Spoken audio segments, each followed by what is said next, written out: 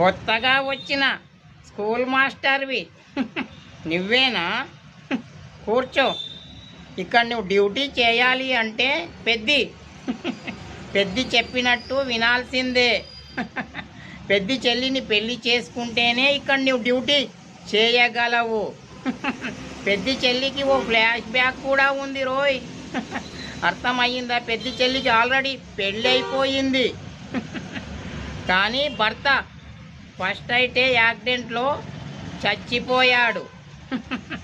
అర్థమైంది కదా నీకు? ఫస్ట్ నైట్లోనే చచ్చిపోయాడు. కానీ పెద్ది చెల్లి ఫ్రెష్గానే ఉంది.